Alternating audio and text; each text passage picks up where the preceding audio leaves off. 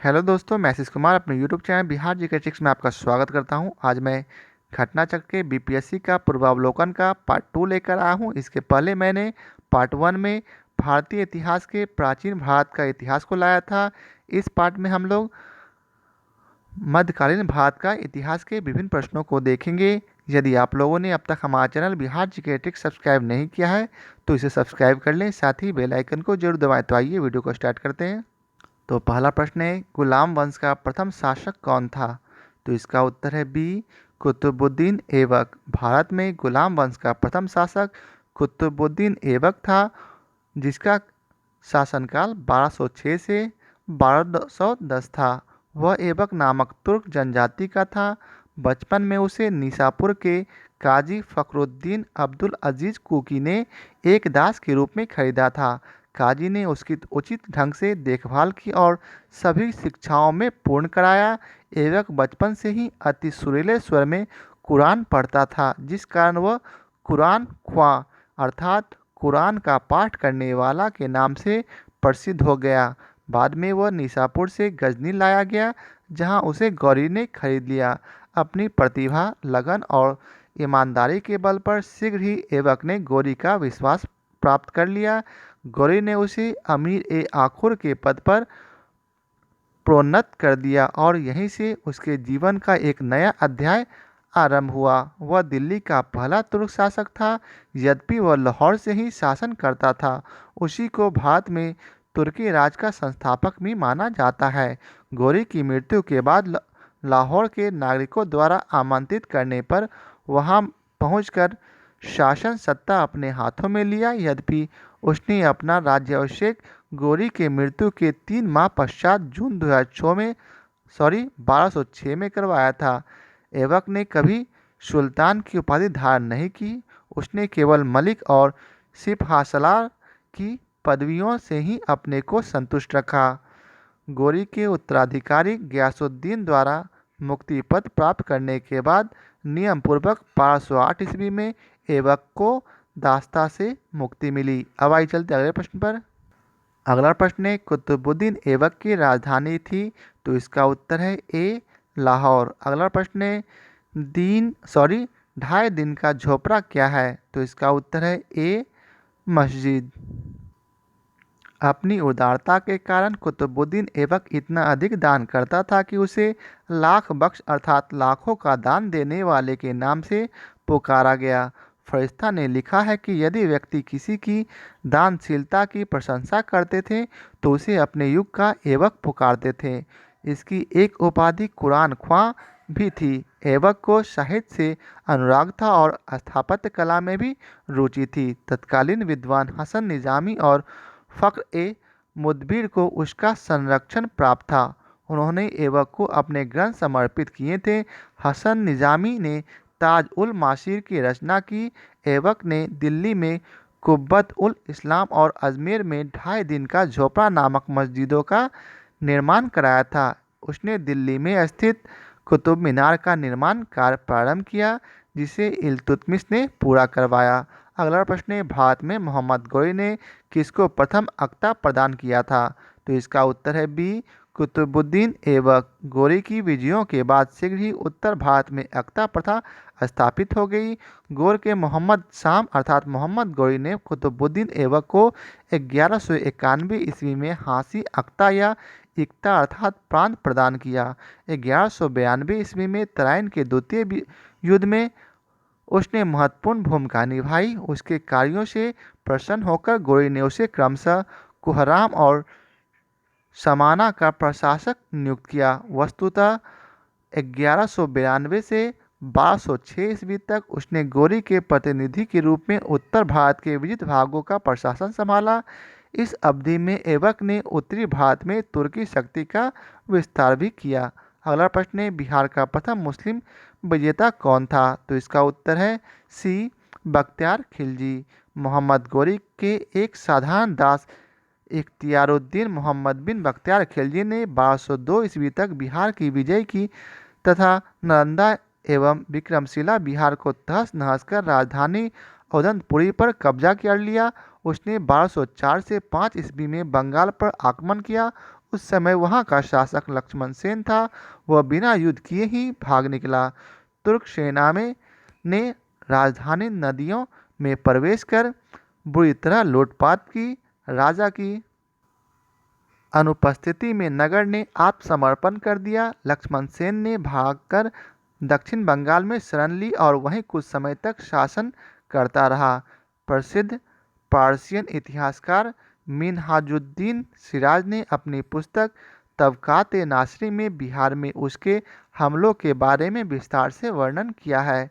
अगला प्रश्न है, बिहार पर बख्तियार खिलजी के हमले का पहला विवरण प्राप्त हुआ कहाँ से? तो इसका उत्तर है बी अर्थात तबकात-ए नासरी से।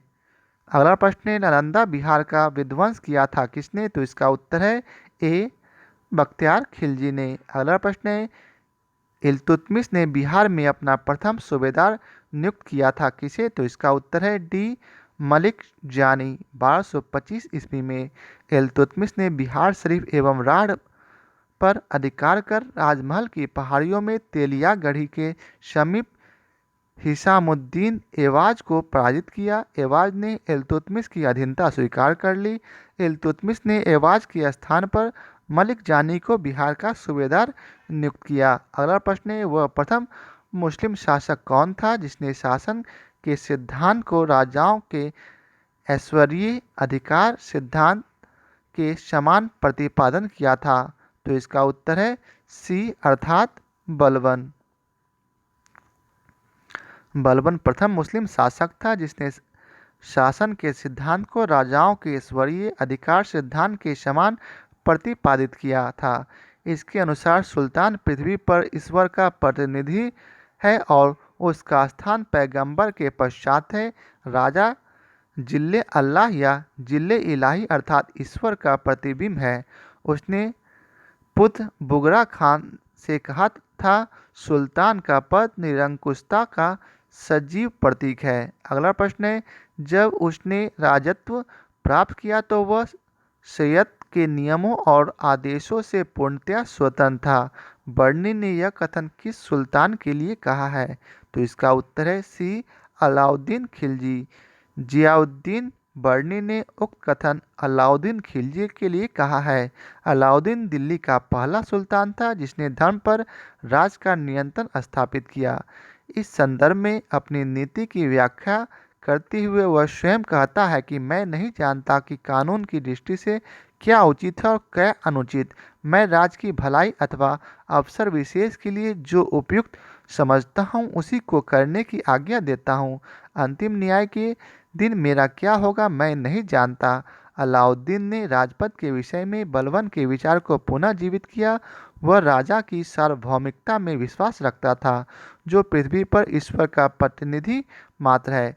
उसने अपनी शक्ति की वृद्धि के विषय में खलीफा की अनुमति लेना आवश्यक नहीं समझा, इसलिए उसने खलीफा से अपने पद की मान्यता प्राप्त करने के संबंध में कोई याचना नहीं की। उसने अपने आप को यामीन उस खिलाफत नासिरी अमीर उल मोमानीन बताया। इस प्रकार अलाउद्दीन दिल्ली का पहला सुल्तान था जिसने धर्म को राजनीति में हस्तक्षेप नहीं करने दिया।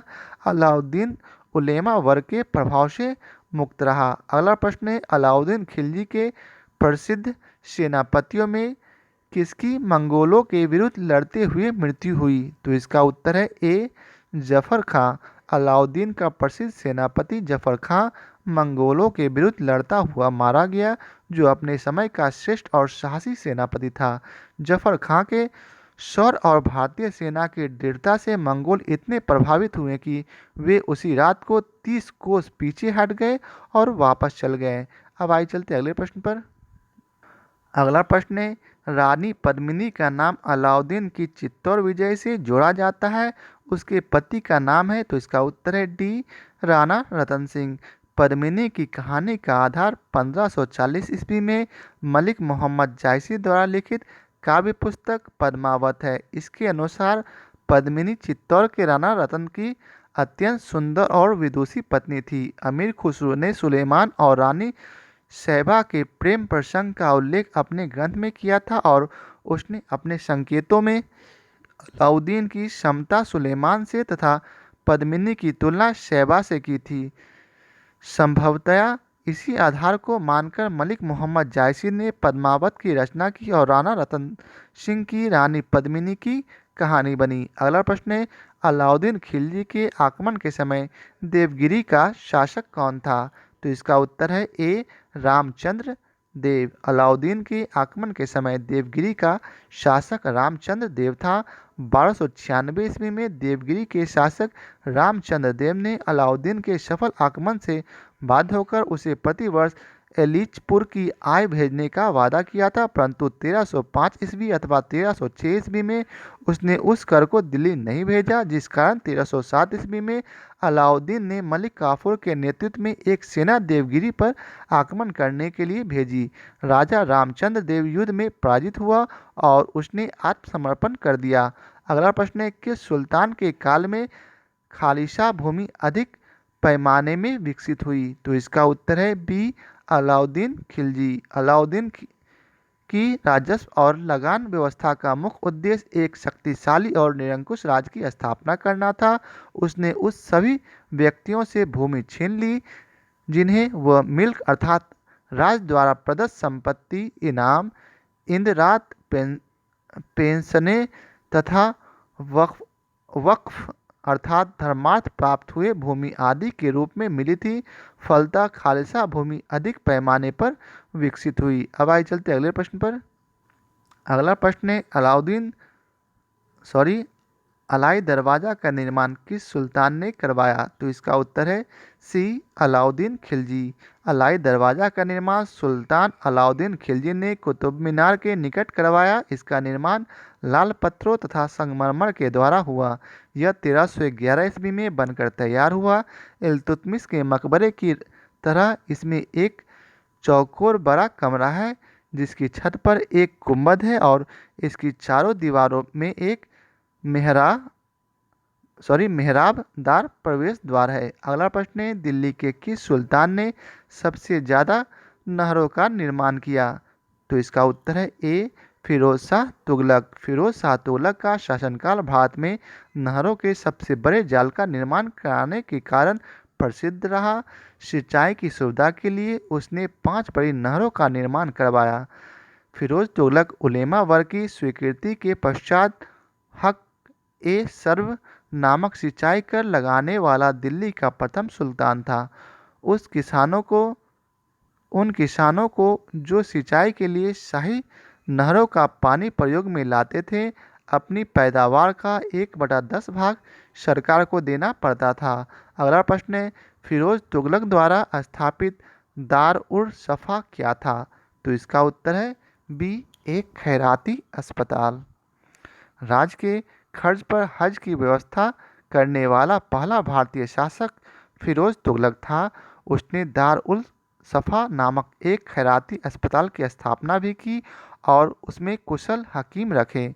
अगला प्रश्न है, निम्नलिखित में से किस सुल्तान ने बेरोजगारों को रोजगार दिलवाया? तो इसका उत्तर है सी फिरोज तुगलक।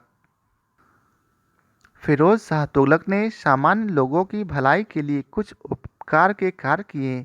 नियुक्ति के लिए एक दफ्तर अर्थात रोजगार दफ्तर खोलकर तथा प्रत्येक मनुष्य के गुण एवं योग्यता की पूरी जांच पड़ताल के बाद यथासंभव अधिक से अधिक लोगों को नियुक्त देकर उसने बेकारी की समस्या को हल करने का प्रयास किया। अगला प्रश्न है, निम्नलिखित में से किस सुल्तान के दरबार में सबसे अधिक गुलाम थे? तो इसका उत्तर है डी फिरोज तुगलक। फिरोज को दासों का बहुत शौक था। उसके दासों की संख्या संभवतः 1,80,000 तक पहुंच गई थी। उनकी देखभाल के लिए एक पृथक विभाग दीवान ए बदगान का गठन किया गया था। उन दासों की शिक्षा का पूर्ण ध्यान रखा जाता था। प्रत्येक दास को 10 से 100 टंके के बीच वेतन मिलता था तथा कभी कभी जागीरें भी मिलती थी। फिरोज का यह शौक राज्य के लिए हानिकारक सिद्ध हुआ। अगला प्रश्न है, निम्नलिखित में से किस सुल्तान ने फलों की गुणवत्ता सुधारने के लिए उपाय किए? तो इसका उत्तर है बी फिरोज तुगलक। फिरोज शाह तुगलक ने बागवानी में अपनी अभिरुचि के कारण दिल्ली के निकट 1200 नए बाग लगवाए तथा अलाउद्दीन के पुराने बागों को फिर से लगवाया। अगला प्रश्न है, फारसी यात्री अब्दुल रज्जाक भारत में किस राजा के शासनकाल में आया था? तो इसका उत्तर है सी, देवराय द्वितीय। फारसी राजदूत अब्दुल रज्जाक संगम वंश के सबसे प्रतापी शासक देवराय द्वितीय के शासनकाल में विजयनगर आया था। उसने अपने यात्रा वृत्तांत सदयाइन व मज़्म उल बहरीन में देवराय द्वितीय के शासनकाल का वर्णन किया है। अगला प्रश्न है, तैमूर के आक्रमण के बाद भारत में किस वंश का राज्य स्थापित हुआ? तो इसका उत्तर है बी, सैयद वंश।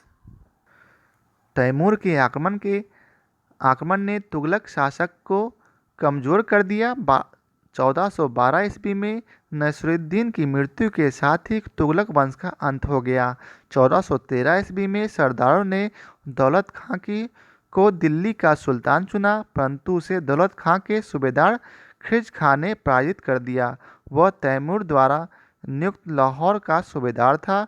तैमूर के आक्रमण के बाद 1414 ईस्वी में उसने दिल्ली पर अधिकार कर एक नए वंश सैयद वंश की नींव डाली। अगला प्रश्न है, निम्नलिखित में से किस सुल्तान ने एक नगर बसाया जहां अब आगरा है? तो इसका उत्तर है डी, सिकंदर लोदी। 17 जुलाई 1489 ईस्वी को निज़ाम खां सुल्तान सिकंदर शाह के नाम से सिंहासन पर बैठा। वह लोदी वंश का महानतम शासक था। 1504 ईस्वी में सिकंदर लोदी ने राजस्थान के शासकों पर नियंत्रण के उद्देश्य से यमुना नदी के किनारे आगरा नामक नवीन नगर बसाया और इसे अपनी राजधानी बनाया। उसने कृषि और व्यापार की उन्नति के लिए प्रयुक्त किया। नाप का पैमाना गज ए सिकंदरी उसी के समय में आरंभ किया गया। उसने निर्धनों के लिए मुफ्त भोजन की व्यवस्था की।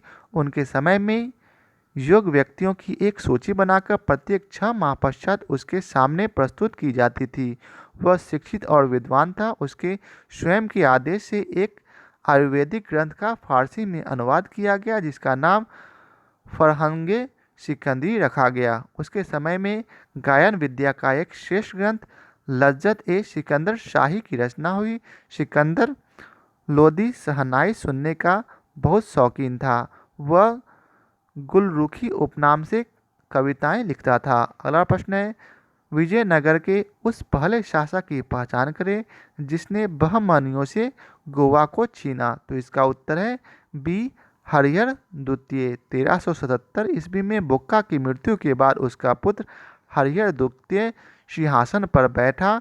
उसने महाराजा धीराज की उपाधि ग्रहण की। उसने कनारा, मैसूर, त्रिचनापल्ली, कांची आदि प्रदेशों को जीता और श्रीलंका के राजा से राजस्व वसूल किया। बहमनी राज से भी उसका संघर्ष हुआ। 1377 ईस्वी में सुल्तान मुजाद्दीन ने उसके राज पर आक्रमण किया किंतु सफल नहीं हुआ। हरिहर द्वितीय की सबसे बड़ी सफलता पश्चिम में बहमनी राज से बेलगांव व गोवा छीनना था। वह शिव का उपासक था। अब आइए चलते अगले प्रश्न पर। अगला प्रश्न है, विजयनगर के राजा कृष्णदेवराय ने गोलकोंडा का युद्ध किस राजा के साथ लड़ा था? तो इसका उत्तर है ए, कुली कुतुब शाह। विजयनगर के राजा कृष्णदेवराय ने गोलकोंडा के सुल्तान कुली कुतुब शाह के साथ लड़ा था। गोलकोंडा में कुतुब शाही वंश की स्थापना कुली कुतुब शाह ने की थी। जब कृष्णदेवराय उड़ीसा के साथ युद्ध में व्यस्त थे तब कुतुब शाह ने विजयनगर की सीमा पर स्थित पांगल और गुंटूर के दुर्ग पर आक्रमण किया तथा वारंगल, कोडविदु आदि के किले जीत लिए। इसके पश्चात उसने विजयनगर पर आक्रमण करने का प्रयास किया। कृष्णदेवराय और कुतुब शाह के बीच संघर्ष हुआ। कुतुब शाही सेना पराजित हुई। अगला प्रश्न है, विजयनगर साम्राज्य के वित्तीय व्यवस्था की मुख्य विशेषता क्या थी? तो इसका उत्तर है बी, भू राजस्व। विजयनगर राज्य को विभिन्न स्रोतों से आय प्राप्त होती थी यथा भू राजस्व, संपत्ति कर, व्यापारिक कर, व्यवसायिक कर, उद्योगों पर लगाए जाने वाले कर, सामाजिक और सामुदायिक कर तथा अपराधों के लिए आरोपित अर्थदंड भूमि का भली भांति सर्वेक्षण किया जाता था। भूमि का भली भांति सर्वेक्षण किया जाता था और उपज का 1/6 भाग भूमि कर के रूप में वसूल लिया जाता था। शिष्ट अर्थात भूमि कर नामक कर राज्य की आय का प्रमुख स्रोत था। केंद्रीय राजस्व विभाग को 58वें अर्थात अस्तवन या अथवन कहा जाता था। अगला प्रश्न है, विजयनगर साम्राज्य का अवशेष कहाँ मिलता है? तो इसका उत्तर है सी, हम्पी में। हम्पी के खंडहर विजयनगर साम्राज्य के प्राचीन राजधानी का प्रतिनिधित्व करते हैं। विजयनगर काल में बना विरूपाक्ष मंदिर यहीं पर अवस्थित है। हम्पी यूनेस्को की विश्व विरासत स्थलों की सूची में भी सम्मिलित है। अगला प्रश्न है, दीवान ए अर्ज विभाग संबंधित था? तो इसका उत्तर है सी अर्थात रक्षा विभाग से। दीवान ए आरिज अथवा दीवान ए ममालिक सल्तनत काल में सैन्य विभाग का प्रमुख अधिकारी होता था और आरिज ए ममालिक का विभाग ही दीवान ए अर्ज कहलाता था। इस विभाग की स्थापना बलबन ने की थी। अगला प्रश्न है, शिवाजी की राजधानी कहाँ थी? तो इसका उत्तर है ए, रायगढ़ में। 1674 ईस्वी में शिवाजी ने अपना राज्याभिषेक कराया तथा छत्रपति की उपाधि धारण की एवं रायगढ़ को अपनी राजधानी बनाया। उस युग के महान विद्वान बनारस के पंडित विश्वेश्वर उर्फ गंगा भट्ट ने उन्हें क्षत्रिय घोषित करते हुए उनका राज्याभिषेक कराया। अगला प्रश्न है, सरंजामी प्रथा किससे संबंधित थी? तो इसका उत्तर है ए, मराठा भू राजस्व प्रथा की। मराठा काल में संजामी प्रथा भू राजस्व प्रशासन से संबंधित थी। इस काल में मराठा जागीरदारों को संजामी भूमि उसके निर्वहन के लिए प्रदान की जाती थी। अगला प्रश्न है, बहमनी राज का संस्थापक कौन था? तो इसका उत्तर है ए, अलाउद्दीन हसन। दक्कन के अमीरान ए सदाह के विद्रोह के परिणाम स्वरूप मोहम्मद बिन तुगलक के शासनकाल के अंतिम दिनों में बहमनी साम्राज्य की स्थापना हुई।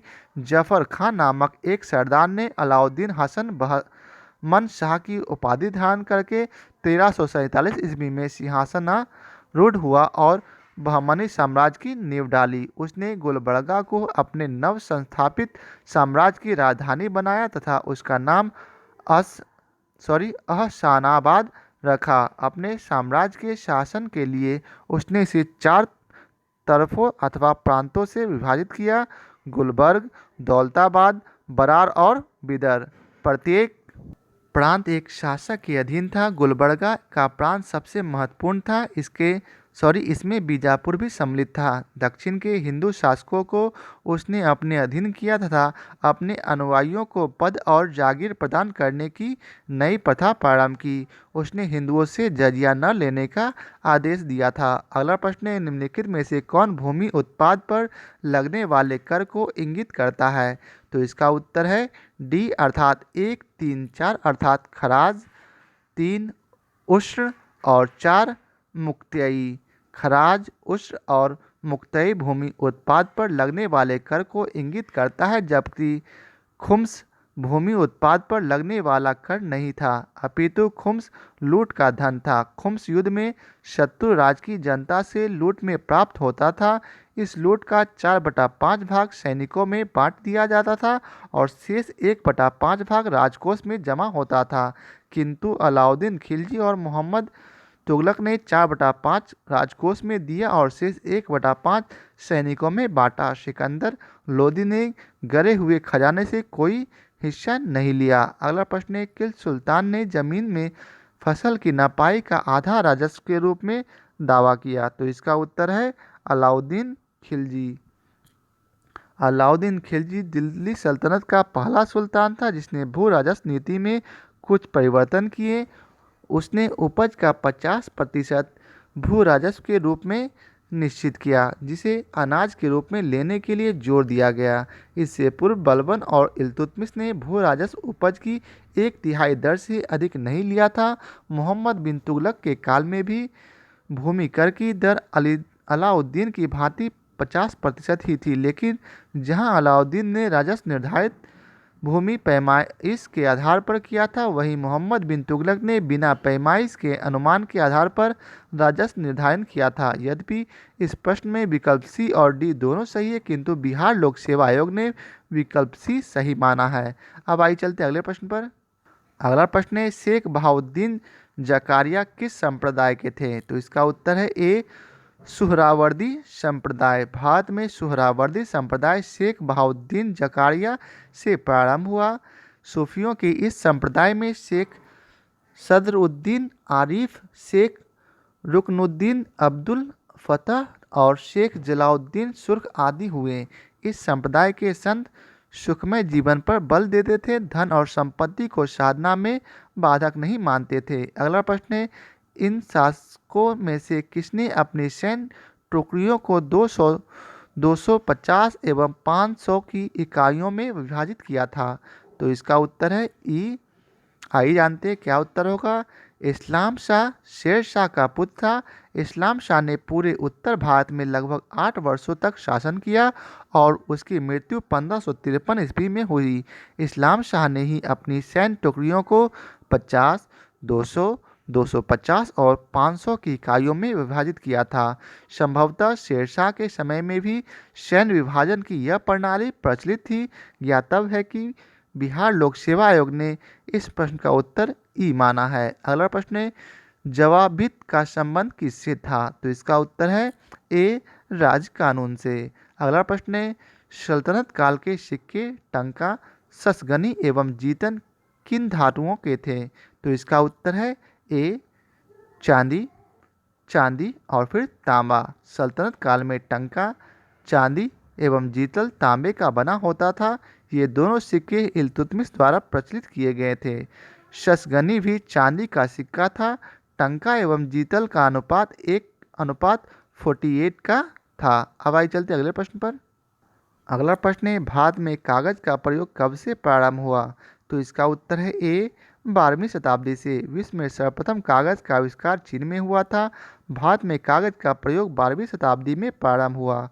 आशुतोष संग्रहालय कलकत्ता में 1105 ईस्वी का पेपर संरक्षित किया गया है, जिसका शीर्षक पंचरक्षा है। यह भारत में कागज का सबसे प्राचीन प्रमाण है। अगला प्रश्न है, तबकात ए नासरी का लेखक कौन था? तो इसका उत्तर है सी मिन्हाज उस सिराज। तबकात ए नासरी मिन्हाज उस सिराज का ग्रंथ था, जो सुल्तान नासिरुद्दीन को समर्पित किया गया है। यह ग्रंथ 23 अध्यायों में है। रॉबर्टी ने इसका अंग्रेजी में अनुवाद किया। इस पुस्तक में मोहम्मद गोरी की भारत विजय का प्रत्यक्ष वर्णन मिलता है।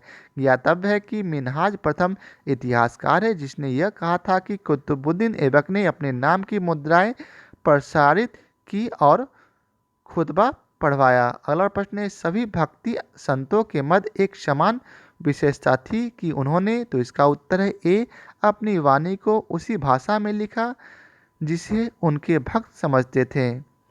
भक्ति आंदोलन के संतों का आचार बहुत ऊंचा था।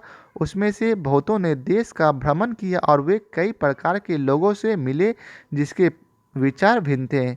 उन संतों ने साधारण लोगों की भाषाओं को उन्नत करने में अपना योगदान दिया। उन्होंने हिंदी, पंजाबी, बंगला, तेलुगु, कन्नड़, तमिल इत्यादि भाषाओं की उन्नति में बहुत योगदान दिया। भक्ति आंदोलन के संत अपने उपदेश क्षेत्रीय भाषा में करते थे ताकि वहाँ के लोग उनके उपदेश आसानी से सुने और समझ सके। इस कारण क्षेत्रीय भाषाओं का विस्तार हुआ। अगला प्रश्न है, निम्नलिखित में से किस सुल्तान ने निजामुद्दीन औलिया ने भेंट करने से इनकार कर दिया था? तो इसका उत्तर है बी अर्थात अलाउद्दीन खिलजी से। शेख निजामुद्दीन औलिया ने 7 सुल्तानों का राज देखा, जो कि एक के बाद एक सत्तासीन होते रहे, किंतु वे कभी भी किसी के दरबार में नहीं गए। सुल्तान जलाउद्दीन ने शेख से मिलने का बहुत प्रयास किया। यहाँ तक उसने शेख के प्रिय शिष्य अमीर खुसरो के माध्यम से भी प्रयत्न किया, परंतु जब शेख को ज्ञात हुआ कि सुल्तान आने वाला है तो वो आजोधन चले गए। इस प्रकार औलिया ने न तो सुल्तान से मिला और न ही इनकार किया। दूसरी तरफ जब अलाउद्दीन ने उनसे मिलने की आज्ञा मांगी तो शेख ने उत्तर दिया कि मेरे मकान के 2 दरवाजे हैं, यदि सुल्तान एक के द्वारा आएगा तो मैं दूसरे के द्वारा बाहर चला जाऊंगा।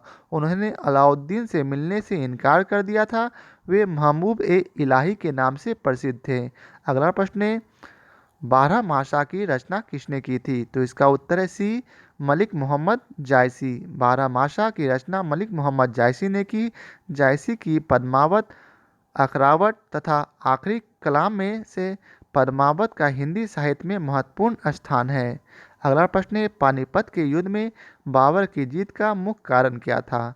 तो इसका उत्तर है बी, उसकी सैन्य कुशलता। पानीपत की पहली लड़ाई 21 अप्रैल 1526 ईस्वी को बाबर और इब्राहिम लोदी के बीच हुई, जिसमें अपनी सैन्य कुशलता के बल पर बाबर ने विजय प्राप्त की। बाबर की सैन्य संख्या लोदी सेना से कम थी, फिर भी उसकी कुशल सैन्य नीति के चलते विजयश्री ने उसका वर्ण किया। इब्राहिम लोदी स्वयं एक अनुभव शून्य व्यक्ति था। बाबर लिखता है कि वह अनुभवहीन व्यक्ति था जो अपनी गतिविधियों में बड़ी असावधानी रखता था। वह बिना किसी व्यवस्था के आगे बढ़ता, रुकता तथा बिना किसी दूरदर्शिता के संघर्ष में लीन हो जाता। अगला प्रश्न है, तुजुक ए बाबरी किस भाषा में लिखी गई थी? तो इसका उत्तर है सी, तुर्की। मुगल साम्राज्य की आधारशिला रखने वाले जहीरुद्दीन मोहम्मद बाबर ने अपने जीवन संबंधी घटनाओं को एक ग्रंथ में स्वयं ही लिखा। इसे तुजुक-ए-बाबरी या बाबरनामा कहते हैं। यह किताब तुर्की भाषा में लिखी गई है, किंतु तुर्की मुगल दरबार की राजभाषा नहीं थी, अपितु यह सम्मान फारसी को प्राप्त था। अगला प्रश्न है, हुमायूं ने चुनार दुर्ग पर प्रथम बार आक्रमण कब किया? तो इसका उत्तर है ए, 1532। हुमायूं ने चुनार दुर्ग पर प्रथम बार आक्रमण 1532 ईस्वी में किया। इस किले को उसने 4 महीने तक घेरे रखा, जिसके बाद शेर खान ने हुमायूं की अधीनता स्वीकार कर ली। इसके अतिरिक्त 1531 ईस्वी में उसने कालिंजर पर आक्रमण किया और 1532 ईस्वी में रायसीना के महत्वपूर्ण किले को जीत लिया। अगला प्रश्न है, निम्नलिखित में से किसने अपने बादशाह पति के लिए मकबरे का निर्माण करवाया था? तो इसका उत्तर है बी, हाजी बेगम। हाजी बेगम ने अपने पति हुमायूं के मकबरे का निर्माण दिल्ली अर्थात दीनपनाह में 1564 ईस्वी में करवाया था। इस मकबरे का नक्शा मीरक मिर्जा गियास ने तैयार किया था। श्वेत संगमरमर से बना यह भारत का प्रथम गुंबद वाला मकबरा है। इस मकबरे के परित एक बाग की रचना हुई है। अगला प्रश्न है, हुमायूं नामा की रचना किसने की थी? तो इसका उत्तर है सी, गुलबदन बेगम। बाबर की शहजादी गुलबदन बेगम ने हुमायूं नामा की रचना की थी, जो फारसी भाषा में है। बादशाह अकबर ने अकबरनामा के प्रणयन के लिए सामग्री एकत्र करने के उद्देश्य से यह आदेश दिया था कि बाबर तथा हुमायूं के राजकाल के विषय में जिसे कुछ भी स्मरण हो वह उसे लेखबद्ध करके उसकी सेवा में प्रस्तुत करे। अतः अनेक लोगों ने इतिहास लिखना प्रारंभ किया। गुलबदन के हुमायूंनामा की रचना भी इसी आदेशानुसार हुई है। अगला प्रश्न है, हुमायूं द्वारा लड़े गए 4 प्रमुख युद्धों का तिथि अनुसार सही क्रम अंकित करें। युद्ध स्थलों के नाम नीचे अंकित है। तो इसका उत्तर है डी, अर्थात देवरा, फिर चौसा, फिर कन्नौज और फिर सरहिंद। हुमायूं द्वारा लड़े गए 4 प्रमुख युद्धों का क्रम इस प्रकार है: देवरा, चौसा, कन्नौज एवं सरहिंद। 1531 ईस्वी में उसने गोमती के तट पर स्थित दौरा अर्थात देवरा नामक स्थान पर अफगान विद्रोहियों को परास्त किया। 26 जून 1539 ईस्वी को चौसा के युद्ध में हुमायूं को शेरशाह से पराजित होना पड़ा। इसी युद्ध में निजाम नामक भिस्ती ने हुमायूं की जान बचाई थी। हुमायूं के विरुद्ध चौसा की इस विजय से शेर खां अर्थात शेरशाह की शक्ति एवं प्रतिष्ठा दोनों में वृद्धि हुई। उसने शेरशाह की पदवी धारण कर अपने नाम का खुतबा पढ़वाया तथा सिक्के पर भी अंकित करवाया। 17 मई 1540 को कन्नौज या बिलग्राम के युद्ध में भी हुमायूं को शेरशाह से पराजित होना पड़ा और विवश होकर एक निर्वासित की भांति इधर उधर भटकना पड़ा। 22 जून 1555 ईस्वी को सरहिंद युद्ध की विजय ने हुमायूं को एक बार पुनः उसका खोया राज वापस दिला दिया। अगला प्रश्न है, निम्नलिखित में से किस सुल्तान ने पहले हजरत आला की उपाधि अपनाई और बाद में सुल्तान की? तो इसका उत्तर है सी, शेरशाह। 1529 ईस्वी में बंगाल के शासक नुसरत शाह को पराजित करके शेर खां अर्थात शेरशाह सूरी ने हजरत आला की उपाधि धारण की। 1539 ईस्वी में चौसा के युद्ध में हुमायूं को पराजित करके उसने शेरशाह की उपाधि धारण की तथा अपने नाम का खुतबा पढ़वाया और सिक्का चलवाया। अगला प्रश्न है, हल्दी घाटी के युद्ध में महाराणा प्रताप की सेना के सेनापति कौन थे? तो इसका उत्तर है सी, हकीम खां। हल्दी घाटी का युद्ध 1576 ईस्वी में महाराणा प्रताप और मुगल सेनापति मानसिंह एवं आशफ खां के मध्य लड़ा गया। राजपूत योद्धाओं के अलावा राणा की सेना के अग्रभाग का नेतृत्व अफगानों की एक टुकड़ी ने के साथ हकीम खां शुरू कर रहा था। राणा की सेना में भीलों की भी एक छोटी सी टुकड़ी शामिल थी। यह राणा की मुगलों के साथ आमने सामने की आखिरी मुठभेड़ थी। आगे उसने छापामार युद्ध का सहारा लिया। अब आइए चलते अगले प्रश्न पर। अगला प्रश्न है, निम्नलिखित में से किस मुस्लिम शासक ने तीर्थ यात्रा कर समाप्त कर दिया था? तो इसका उत्तर है डी, अकबर। मुगल शासक व्यवस्था को स्थापित करने का श्रेय अकबर को ही है। उसकी केंद्रीय शासन व्यवस्था तथा बादशाह के पद और अधिकारों एवं कर्तव्यों की व्याख्या, उसकी प्रांतीय शासक, उसकी लगान व्यवस्था, उसकी मुद्रा व्यवस्था, उसकी मनसबदारी व्यवस्था आदि सभी को उसके समय में सफलता प्राप्त हुई और वह उसके उत्तराधिकारियों के लिए आधार स्वरूप बनी। अकबर प्रथम मुस्लिम शासक था जिसने हिंदू और मुसलमानों को निकट लाने का प्रयास किया। अपनी उदार धार्मिक नीति के अंतर्गत उसने 1562 ईस्वी में दास प्रथा, 1563 ईस्वी में तीर्थ यात्रा कर तथा 1564 ईस्वी में जजिया कर को समाप्त कर दिया। अपने सामाजिक सुधार के अंतर्गत उसने बाल विवाह एवं सती प्रथा को रोकने का प्रयत्न किया। अतः अकबर की लोकप्रियता के कारणों में उपरोक्त चारों बिंदुओं को सम्मिलित किया जाता है। अगला प्रश्न है, अकबर ने बंगाल तथा बिहार को मुगल साम्राज्य में मिलाया कब? तो इसका उत्तर है सी, 1576। 1572 ईस्वी में सुलेमान करारानी की मृत्यु के बाद उसका पुत्र दाऊद खां गद्दी पर बैठा। दाऊद खां ने अपने को स्वतंत्र घोषित कर पटना के मुगल किले पर आक्रमण किया। अकबर ने मुनीम खां को दाऊद पर आक्रमण करने तथा बिहार को जीतने का आदेश दिया। मुनीम खां ने दाऊद को एक युद्ध में पराजित किया तथा 1574 ईस्वी में बिहार पर मुगलों का आधिपत्य हो गया। पराजित होने के बाद दाऊद बंगाल भाग गया, किंतु 12 मार्च 1576 को टोडरमल, मुजफ्फर खां एवं हुसैन कुली खां ने मिलकर दाऊद को पूर्णतः पराजित किया। इस प्रकार 1576 ईस्वी में बंगाल तथा बिहार को पूर्ण रूप से मुगल साम्राज्य में मिला लिया गया। अगला प्रश्न है, भारत में किसके शासनकाल में इंग्लिश ईस्ट इंडिया कंपनी का गठन हुआ? तो इसका उत्तर है बी, अकबर। दिसंबर 1599 में लंदन में कुछ व्यापारियों ने लॉर्ड मेयर की अध्यक्षता में एक सभा का आयोजन किया। इसमें पूर्वी द्वीप समूह के साथ व्यापार की योजनाएं तैयार की गई। इन व्यापारियों ने पूर्व के देशों के साथ व्यापार करने के आशय से 1599 ईस्वी में एक कंपनी का गठन किया। इसका नाम governor and company of merchant of London trading into the east Indies रखा गया। इसे जॉन कंपनी के नाम से भी जाना जाता था। इस दौरान भारत का बादशाह अकबर था। अगला प्रश्न है, एतमादुद्दौला का मकबरा आगरा में किसने बनवाया था? तो इसका उत्तर है सी, नूरजहां ने। एतमादुद्दौला का मकबरा नूरजहां ने 1622 से 28 ईस्वी के मध्य में अपने पिता की मृत्यु के बाद बनवाया। यह आगरा में यमुना नदी के तट पर स्थित एक अत्यंत अलंकारिक इमारत है। यह चतुर्भुजाकार मकबरा बेदाग सफ़ेद संगमरमर का बना ऐसा पहला मकबरा है जिसमें बड़े पैमाने पर संगमरमर का प्रयोग किया गया है तथा अलंकरण के लिए इस्लामिक भवनों में पहली बार पित्रादुरा शैली का प्रयोग किया गया है। अगला प्रश्न है, मध्यकाल में बटाई शब्द का अर्थ है? तो इसका उत्तर है बी, लगान निर्धारण का तरीका। मध्यकाल में बटाई शब्द का तात्पर्य लगान निर्धारण की एक पद्धति थी जिसमें वास्तविक उपज का बंटवारा राज्य और कृषक के बीच होता था। शेरशाह सूरी ने लगान निर्धारण के लिए 3 प्रणालियां अपनाई थी। एक, नस्क या मुक्ताई अथवा कनकूत, दूसरा नकदी अथवा जब्ती तथा तीसरा गल्ला बख्शी या बंटाई। बंटाई 3 प्रकार की होती थी। पहला खेत बंटाई, दूसरा लंग बंटाई और तीसरा रास बंटाई। अगला प्रश्न है, दास्तान ए अमीर हमजा का चित्रांकन किसके द्वारा किया गया?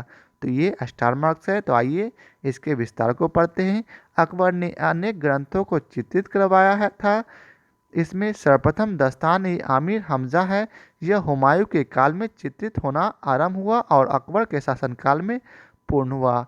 बदायूनी और शाह नवाब खान के अनुसार इसे तैयार करने में लगभग 15 वर्ष लगे थे और पहले सैयद अली तथा बाद में अब्दुस्सद की देख रेख में प्रायः 50 चित्रकारों ने इसे तैयार करने में हिस्सा लिया। इसमें करीब 1400 चित्र हैं। सभी चित्र 27 गुना 20 आकार वाले और समान रूप से लंबे चौड़े फोलियों के एक तरफ चिपकाए हुए थे। यह ग्रंथ फारसी नायक अमीर हमजा के वीरतापूर्ण कारनामों का उल्लेख करता है। अगला प्रश्न है, यूरोपीय चित्रकारी का प्रवेश किसके दरबार में हुआ? तो इसका उत्तर है बी, अकबर। अकबर के दरबार में यूरोपीय चित्रकला का प्रवेश पुर्तगालियों के माध्यम से हुआ था, जिनसे मुगल चित्रकारों ने 2 विशेषताएं ग्रहण की थी। पहला व्यक्ति विशेष का चित्रण और दूसरा दृश्य में आगे दिखने वाले वस्तुओं को छोटे आकार में बनाना। चित्रकला का विकास हुमायूं के शासनकाल में प्रारंभ हुआ। अकबर के शासनकाल में यूरोपीय चित्रकला का प्रभाव मुगल चित्रकला शैली पर पड़ा। अकबर के दरबार में मिस्किन एक यूरोपीय शैली का चित्रकार था। अकबर के समय दसवंत अग्रणी चित्रकार था। जहांगीर के शासनकाल को मुगल चित्रकला का स्वर्ण युग अर्थात स्वर्णकाल कहा जाता है। अगला प्रश्न है, दसवंत और वसावन प्रसिद्ध चित्रकार मुगल सम्राट के राज दरबारी थे। तो इसका उत्तर है ए, अकबर के। अगला प्रश्न है, इसका विस्तार को पढ़ते हैं। दसवंत और वसावंत अकबर कालीन चित्रकार थे। दसवंत जो एक कहार का बेटा था के काम से अकबर इतना प्रभावित हुआ था कि उसने इसे अपने समय के अग्रणी चित्रकार बनने के सहयोग किया, किंतु बाद में यह महान चित्रकार मानसिक रूप से विक्षिप्त हो गया और 1584 ईस्वी में इसने आत्महत्या कर ली। अकबर कालीन चित्रकारों के नाम अब्दुल फजल अपनी पुस्तक आईने अकबरी में गिनाए हैं।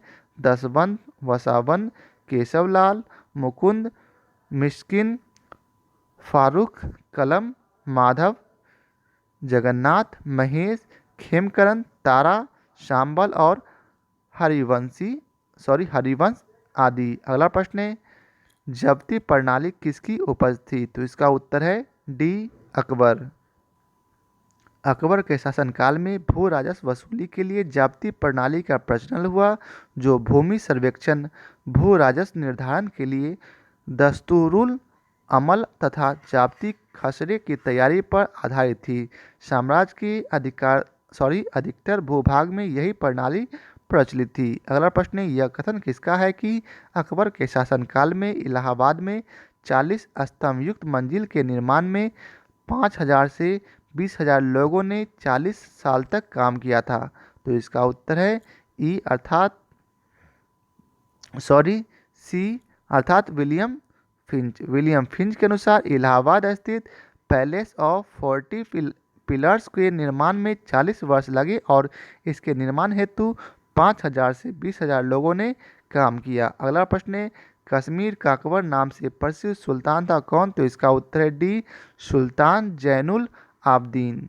अकबर के समान धर्म सहिष्णु एवं सामाजिक कार्यों के लिए सुल्तान जैनुल आबदीन को कश्मीर का अकबर कहा जाता है। उसने संस्कृत के अनेक महत्वपूर्ण ग्रंथों का अनुवाद कराया तथा श्रीभट्ट और मंसूर बिन अहमद जैसे वेदों को संरक्षण प्रदान किया था। अगला प्रश्न है, 2 अस्पा एवं सिंह अस्पा प्रथा किसने शुरू की थी? तो इसका उत्तर है बी, जहांगीर। 2 अस्पा एवं सिंह अस्पा प्रथा जहांगीर ने चलाई थी। इसके अंतर्गत बिना जात पद बढ़ाए ही मनसबदारों को अधिक सेना रखना पड़ता था। दूसरा, दो अस्पा, इसमें मनसबदारों को अपने सवार पद के दोगुने घोड़े रखने पड़ते थे। और सी अस्पा, इसमें मनसबदारों को अपने सवार पद के 3 गुने घोड़े रखने होते थे। अब आइए चलते अगले प्रश्न पर। अगला प्रश्न है, ईरान के शाह और मुगल शासकों के बीच झगड़े की जड़ क्या थी? तो इसका उत्तर है बी, कंधार। कंधार राज ईरान के शाह और मुगलों के बीच संघर्ष की जड़ थी, क्योंकि कंधार को अपने हाथों में रखना मुगल शासक तथा ईरान के शाह के लिए प्रतिष्ठा का विषय बन गया था। दोनों शासकों की साम्राज्यवादी योजनाओं को क्रियान्वित किया जाना बहुत कुछ कंधार को अपने हाथों में रखने पर ही निर्भर करता था। अगला प्रश्न है, दिल्ली के लाल किले का निर्माण करवाया था किसने? तो इसका उत्तर है डी, शाहजहां ने। अकबर के फतेहपुर सीकरी की भांति शाहजहां ने दिल्ली में अपने नाम पर शाहजहानाबाद नामक एक नगर की स्थापना 1638 ईस्वी में की तथा वहां अनेक सुंदर एवं वैभवशाली भवनों का निर्माण कर उसे सुसज्जित करने का प्रयास किया। शाहजहानाबाद के भवनों में लाल किला सबसे प्रमुख है। चतुर्भुजाकार यह किला लाल बलुआ पत्थर से निर्मित होने के कारण लाल किला के नाम से प्रसिद्ध है। इसका निर्माण कार्य 1648 ईस्वी में पूर्ण हुआ। इस किले के पश्चिमी द्वार का नाम लाहौरी दरवाजा एवं दक्षिणी द्वार का नाम दिल्ली दरबार है। यह सुंदरता तथा शोभा में अनोखा है तथा संभवतः विश्व में अतुल्य है। अगला प्रश्न है, निम्नलिखित में से किस इतिहासकार ने शाहजहां के शासनकाल को मुगल काल का स्वर्ण युग कहा है? तो इसका उत्तर है सी, A.L. Srivastava. Doctor A.L. Srivastava ने अपनी पुस्तक मुगलकालीन भारत में लिखा है कि शाहजहां का शासनकाल भारत के मध्ययुगीन इतिहास में स्वर्ण युग के नाम से प्रसिद्ध है। यह केवल कला और कला में ही वास्तुकला की दृष्टि से ही सत्य माना जा सकता है। J.N. सरकार और V.A. स्मिथ शाहजहां के काल को स्वर्णकाल मानने के पक्ष में नहीं है। S.R. शर्मा ने शाहजहां के काल को स्पष्ट रूप से मुगल काल का स्वर्णकाल माना है, अतः विकल्प सी सही उत्तर है। अगला प्रश्न है, औरंगजेब द्वारा चलाए गए जिहाद का अर्थ है? तो इसका उत्तर है बी, दारुल इस्लाम। औरंगजेब सर्वोपरि एक उत्साही सुन्नी मुसलमान था। उसकी धार्मिक नीति सांसारिक लाभ के किसी विचार से प्रभावित नहीं थी। उदार धारा के विरुद्ध सुन्नी कट्टरता के समर्थक के रूप में राज सिंहासन प्राप्त करने वाली की हैसियत से उसने कुरान के कानून को कठोरता से लागू करने का प्रयत्न किया। इस कानून के अनुसार प्रत्येक धार्मिक मुसलमान को अल्लाह की राह में मेहनत करनी चाहिए, या दूसरे शब्दों में तब तक गैर मुसलमानी देशों दारुल हर्ब के विरुद्ध धर्म युद्ध अर्थात जिहाद करना चाहिए जब तक कि वे इस्लाम के राज के रूप में परिवर्तित नहीं हो जाते। अगला प्रश्न है, पटना में किस सिख गुरु का जन्म हुआ था? तो इसका उत्तर है डी, गोविंद सिंह। गुरु गोविंद सिंह सिखों के 10वें गुरु थे। इनका जन्म 1666 ईस्वी में पटना बिहार में हुआ था, जबकि मृत्यु 7 अक्टूबर 1708 ईस्वी को नांदेड़ महाराष्ट्र में हुई थी। अगला प्रश्न है, मुगल प्रशासन में मुहतसिब था क्या? तो इसका उत्तर है सी, लोक आचरण अधिकारी। मुगल प्रशासन में मुहतसिब जन आचरण के निरीक्षण विभाग का प्रधान था। उसका कार्य प्रजा के आचरण को उच्च बनाए रखना था। प्रजा के आचरण को शुद्ध बनाए रखने के लिए अकबर ने नगरों में मदिरा की बिक्री तथा वेश्याओं का निवास निषिद्ध घोषित कर दिया था। वेश्याओं को नगर में निष्कासित कर कर एक नए स्थान पर बसाया गया और उसका नाम सैतानपुरी रखा गया। अगला प्रश्न है, मुगल प्रशासन में मदद ए मास इंगित करता है? तो इसका उत्तर है बी, विद्वानों को दी जाने वाली राजस्व मुक्त अनुदत्त भूमि को। मुगल प्रशासन में विद्वानों एवं धार्मिक लोगों को दी जाने वाली राजस्व मुक्त अनुदान भूमि को मदद ए मास कहा जाता था। इसे सयूरगाल भी कहा जाता था। दान दी जाने वाली समस्त भूमि की निरीक्षण सद्र करता था तथा सद्र का यह भी दायित्व था कि इन अनुदानों का दुरुपयोग न होने पाए। यह भूमि स्थानांतरित नहीं होती थी और अनुदान ग्राही के पास वंशानुगत रूप से रहती थी। अगला प्रश्न है, मयूर सिंहासन पर बैठने वाला अंतिम मुगल सम्राट कौन था? तो इसका उत्तर है बी, मोहम्मद शाह। शाहजहां द्वारा बनवाए गए प्रसिद्ध मयूर सिंहासन पर बैठने वाला अंतिम मुगल शासक मोहम्मद शाह था, क्योंकि इसके काल में नादिर शाह ने 1739 ईस्वी में भारत पर आक्रमण किया और करनाल युद्ध में मुगल सेना को पराजित किया था। समकालीन लेखक आनंद राम मुखलिस के अनुसार नादिर शाह अपने साथ 60,000 रुपये, कई हजार अशरफियाँ, 1 करोड़ रुपये का सोना, 50 करोड़ के जवाहरात, कोहिनूर तथा तख्ते ताऊद अर्थात मयूर सिंहासन भी ईरान ले गया। अगला प्रश्न है, निम्नलिखित में से किस मुगल बादशाह को वजीर गाजीउद्दीन ने दिल्ली में दाखिल नहीं होने दिया था? तो इसका उत्तर है बी, शाह आलम द्वितीय। शाह आलम द्वितीय का कार्यकाल 1759 से 1806 ईस्वी तक था। उसका वास्तविक नाम अली गौहर था। अपने पिता अलाउद्दीन द्वितीय की मृत्यु के समय वह बिहार में था। यद्यपि उसे मुगल बादशाह घोषित कर दिया गया था, किंतु मुगल दरबार की गुटबाजी के चलते वह बिहार में रहा और दिल्ली का सिंहासन 1760 ईस्वी से 1771 ईस्वी तक खाली पड़ा रहा। 1772 ईस्वी में मराठों की सहायता से वह दिल्ली पहुंच सका। शाह आलम द्वितीय के समय में ही दिल्ली पर अंग्रेजों का अधिकार, जो कि 1803 में हो गया। तो आज के लिए बस इतना ही। आशा करता हूँ आप लोगों को हमारा यह वीडियो पसंद आया हो। यदि आप लोगों को हमारा यह वीडियो पसंद आया हो तो इसे लाइक और शेयर जरूर करें। फिर मिलते हैं आधुनिक भारत के इतिहास के साथ। आज के लिए बहुत बहुत धन्यवाद। लाइक और शेयर करना ना भूलें।